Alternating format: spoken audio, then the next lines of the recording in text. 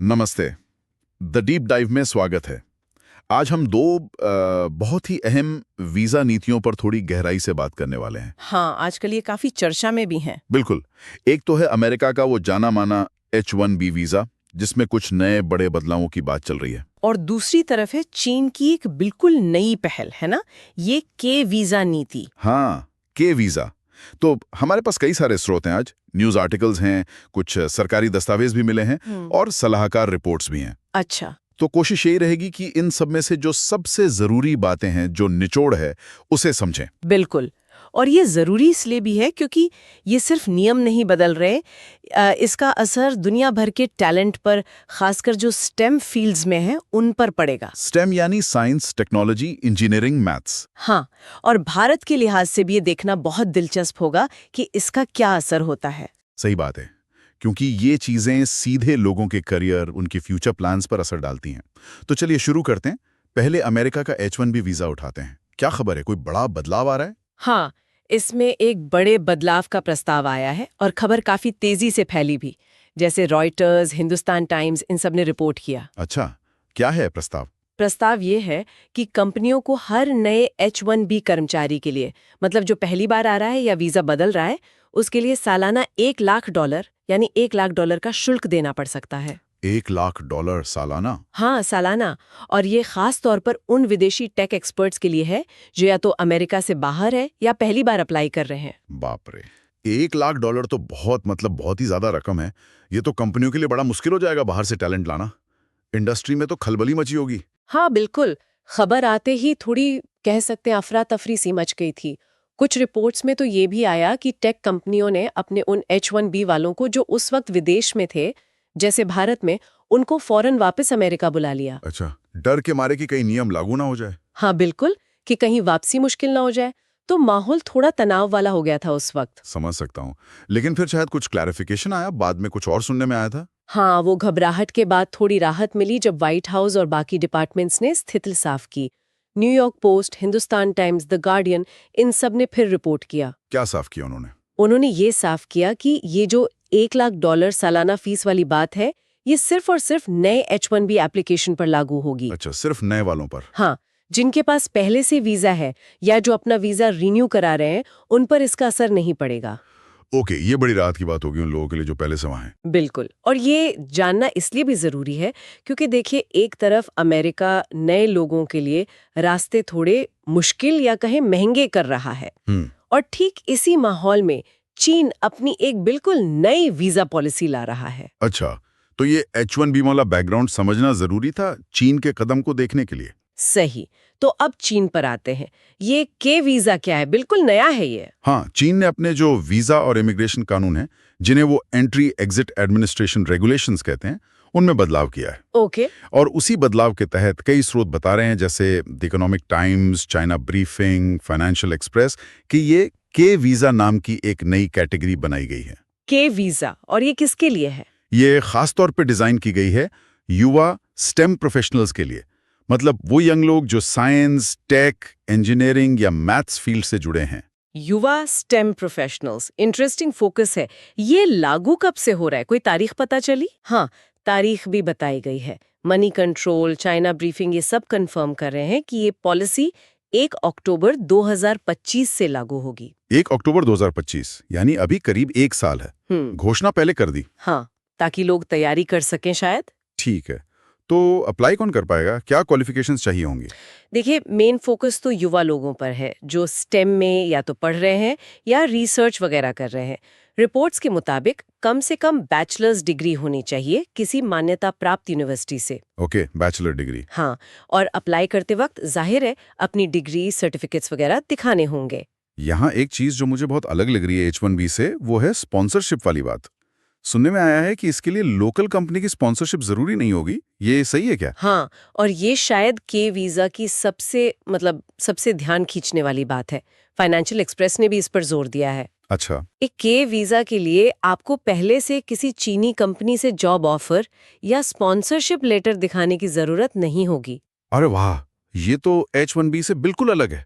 वहां तो स्पॉन्सरशिप ही सब कुछ अलग। बिल्कुल। H-1B में तो कंपनी पूरा प्रोसेस शुरू करती है, यहाँ ऐसा नहीं है। ये इसे बहुत लचीला बनाता है। बिना स्पॉन्सरशिप के अप्लाई कर सकते हैं। ये तो गेम चेंजर हो सकता है युवा प्रोफेशनल्स के लिए, छात्रों के लिए भी। हाँ बिल्कुल, छात्रों और रिसर्चर्स के लिए राह काफी आसान हो सकती है। और क्या इसमें कुछ और भी लचीलापन है? फ्लेक्सिबिलिटी की बात हो रही थी। हाँ, लचीलापन इसका एक मेन सेलिंग पॉइंट लग रहा है।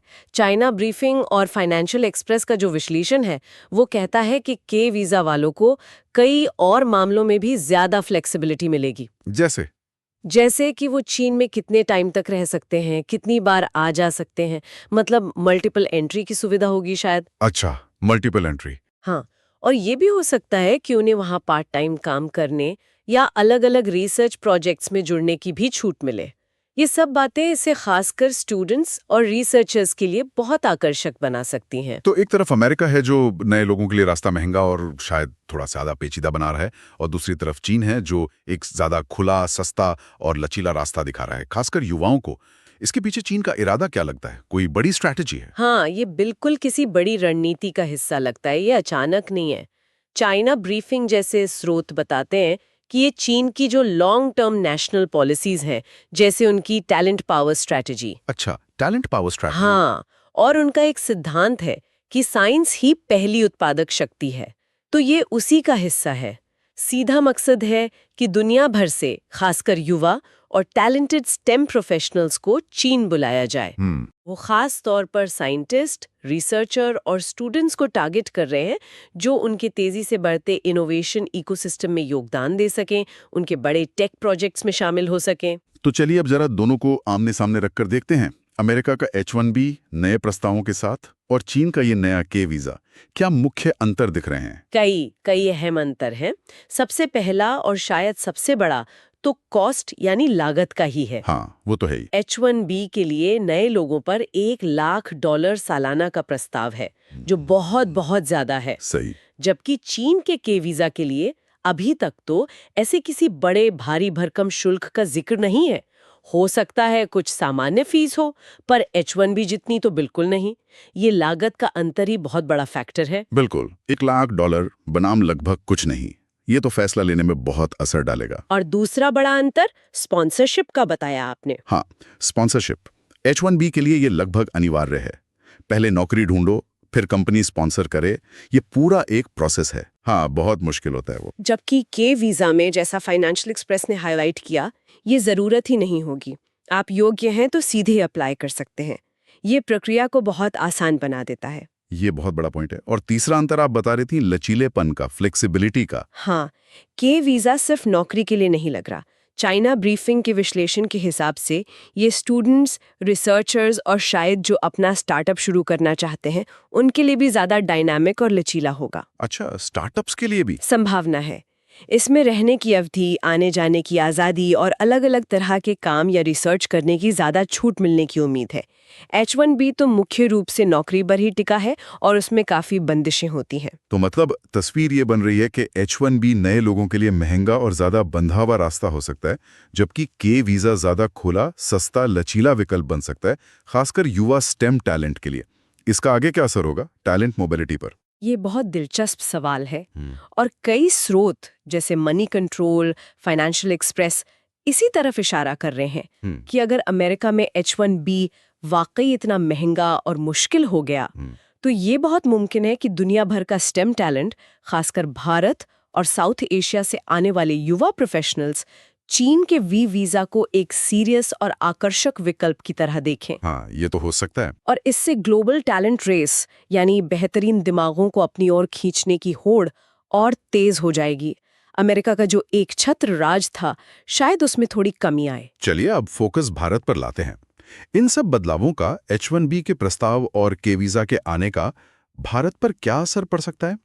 खासकर हमारे युवा स्टेम प्रोफेशनल्स के लिए क्या मायने हैं इसके? देखिए, पहला और सबसे सीधा असर तो यही है कि भारतीय स्टेम प्रोफेशनल्स के सामने एक नया विकल्प खुल रहा है, एक नया ऑप्शन। सही। अभी तक अमेरिका शायद पहली पसंद होता था बहुत लोगों के लिए, लेकिन अगर H-1B वाकई इतना महंगा या अनिश्चित हो जाता है, तो चीन का के वीजा भारत के यंग ग्रेजुएट्स और प्रोफेशनल्स के लिए एक बहुत आकर्षक विकल्प बन सकता है। इंडिया टुडे और मनी कंट्रोल ने भी यही कहा है। यानी जो रेस पहले अमेरिका, कनाडा, यूरोप, ऑस्ट्रेलिया जाने की थी, अब उसमें चीन भी एक मजबूत प्लेयर बन सकता है। डेस्टिनेशंस के बीच कंपटीशन बढ़ेगा। हाँ बिल्कुल, मनी कंट्रोल और इंडिया टुडे का विश्लेषण यही कहता है। चीन अब भारत, अमेरिका और बाकी वेस्टर्न देशों के सामने टैलेंट खींचने के लिए एक नया और मजबूत कॉम्पिटिटर बनकर उभरेगा। और के वीजा का नियम अगर वाकई आसान हुए, खासकर वो बिना स्पॉन्सरशिप वाली बात, हाँ, वो बहुत बड़ी बात है। तो वो भारतीय स्टूडेंट्स, रिसर्चर्स या जो नए स्टार्टअप शुरू करना चाहते हैं उनको चीन जाने के लिए मोटिवेट कर सकता है। और भारत में जो हमेशा ब्रेन ड्रेन की चिंता रहती है, प्रतिभा पलायन की, उस पर क्या असर होगा? क्या ये ब्रेन रिटर्न को भी प्रभावित करेगा? ये थोड़ा कॉम्प्लेक्स है। एक तरफ तो ये हो सकता है कि जो लोग पहले अमेरिका या कहीं और जाने की सोच रहे थे, वो अब चीन का रुख करें, तो ब्रेन ड्रेन तो जारी रहेगा, बस डेस्टिनेशन बदल सकती है। लेकिन दूसरी तरफ ये भी हो सकता है कि जो भारतीय पहले से विदेश में है, वो चीन में बेहतर रिसर्च फैसिलिटीज या अवसर देखकर वहां चले जाएं। अच्छा। पर इसका एक और पहलू ये है कि ये स्थिति भारत पर दबाव भी बनाएगी कि वो अपनी प्रतिभाओं को देश में रोकने के लिए बेहतर माहौल और अवसर पैदा करे। भारत को अपनी नीतियां सुधारनी होंगी। हाँ, ये तो है।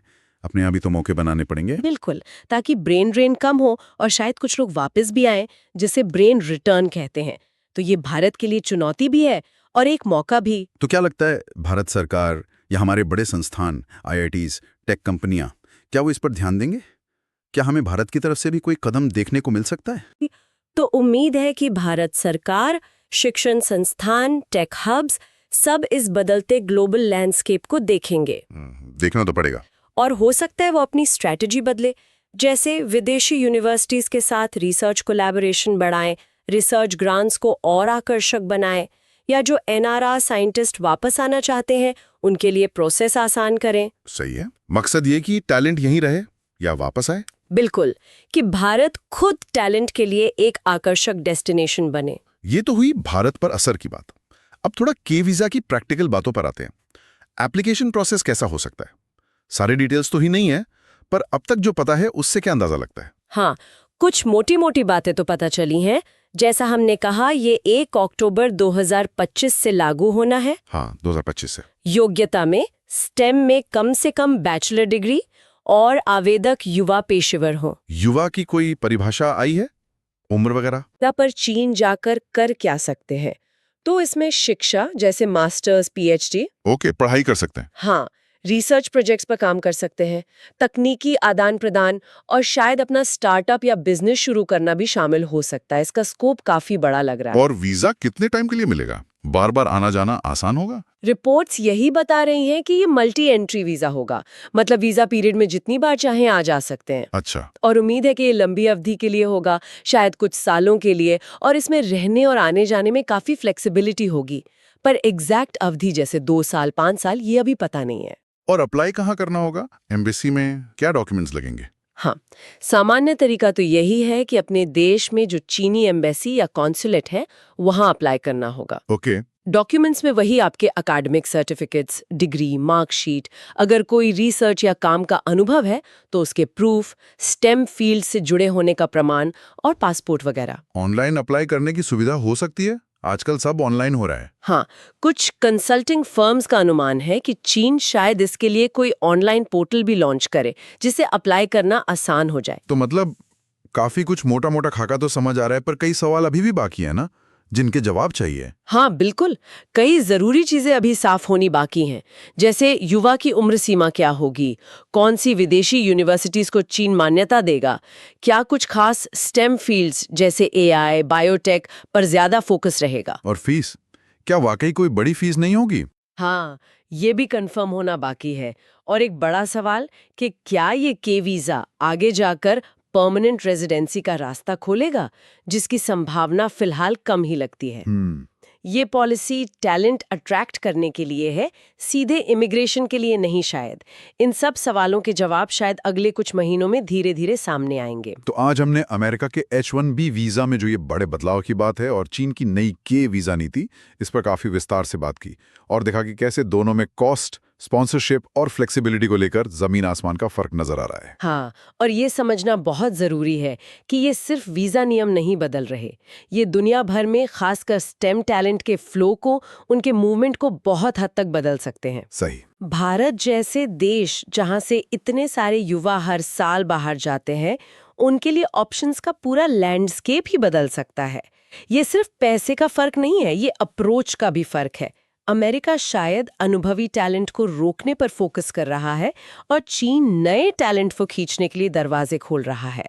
ये सारी बातें हमें एक बड़े और काफी दिलचस्प सवाल पर सोचने को मजबूर करती हैं। बिल्कुल। इन सारे बदलावों को और टैलेंट के लिए इस बढ़ती ग्लोबल रेस को देखते हुए ये सोचना वाकई दिलचस्प है कि अगले 10-15 सालों में दुनिया के जो मेन इनोवेशन हब्स हैं वो कैसे दिखेंगे। भविष्य कैसा होगा इन हब्स का? क्या अमेरिका यूरोप का दबदबा बना रहेगा या चीन और शायद भारत जैसे नए केंद्रों और मजबूती से उभरेंगे? और सबसे जरूरी, ये जो टैलेंट मोबिलिटी की नीतियां हैं, ये वीजा रूल्स, ये भविष्य के इनोवेशन सेंटर्स को बनाने या बिगाड़ने में क्या रोल निभाएंगी, इस पर गौर करना बहुत जरूरी होगा।